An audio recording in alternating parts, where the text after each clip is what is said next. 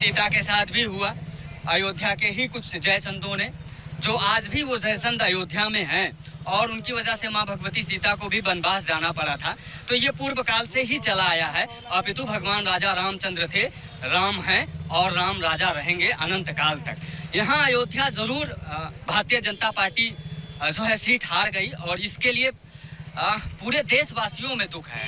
न सिर्फ अयोध्या की जनता को बल्कि अयोध्या के साथ पूरे भारतवर्ष में अयोध्या से कहीं ज्यादा अयोध्या के अन्य लोकसभा सीटों, पूरे भारतवर्ष के अन्य लोकसभा सीटों के लोगों को बहुत तकलीफ है, बहुत कष्ट है। और साधु के लिए तो राम से बढ़कर तो कुछ होता ही नहीं है।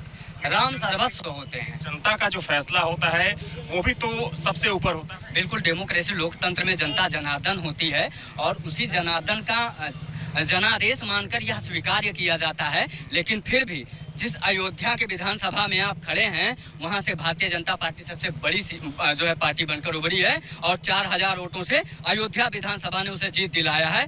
अपितु जो 3 विधानसभा अन्य विधानसभा थे, फिर चाहे वह मिल्कीपुर हो, अन्य और जो विधानसभा थे, वहां कहीं से 6000 कहीं 7000 वोटों से ये लीड नहीं कर पाए, हार गए। लेकिन अयोध्या ने जिताया है और ये प्रभु श्री राम जी की कृपा है।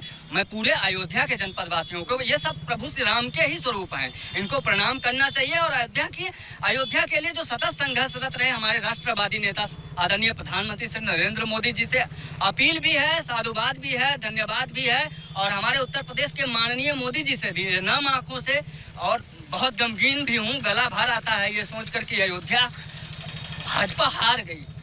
अयोध्या नहीं हारा है भाजपा ने, बल्कि अयोध्या पूरे भारत में अगर भाजपा हार जाती तो कोई बात नहीं, अयोध्या जीती तो पूरा भारत जय श्री राम कहता।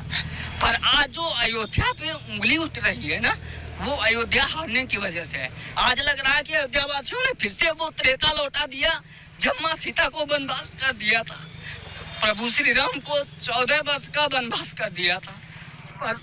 पर ठीक है, ये जनादेश है, लोकतंत्र है, इसमें सबका सम्मान होना चाहिए। और मोदी जी तो राष्ट्रवादी नेता हैं, एक साधु, एक संत, जो एक भारतीय परंपरा को समझता है, राष्ट्रीयता को समझता है, उन स्वतंत्रता के सेनानियों की स्वाधीनता को समझता है, जिसने इस भारत में वातावरण स्वतंत्रता का फैलाया था। वरना गुलामी की मानसिकता में तो आज भी भारत उसी गुलामी की मानसिकता में जी रहा है। आज भी जो राम को हराने का काम करते हैं, राष्ट्रवाद को हराने का काम करते हैं, जुमलेबाजी की बात करते हैं, झूठे वादे फैलाते हैं, जो कहते हैं खटाखट पैसे आएंगे, जो कहते हैं राम मंदिर का वो जो निर्णायक फैसला सुप्रीम कोर्ट के माननीय सुप्रीम जजमेंटों ने सुप्रीम फैसला सुनाया उसको बदल देंगे। मैं चैलेंज करके कहता हूँ आज उन तमाम नेताओं को जो 99 का आंकड़ा नहीं क्रॉस कर पाए और मोदी जी पे तीखी प्रक्रिया करते हैं कि अब आप जो है प्रधानमंत्री का पद त्याग दीजिए। जिनका 292 सीट आया और जो 99 भी नहीं क्रॉस कर पाए, जिनके पास बहुमत कहीं दूर दूर तक नहीं दिखती है,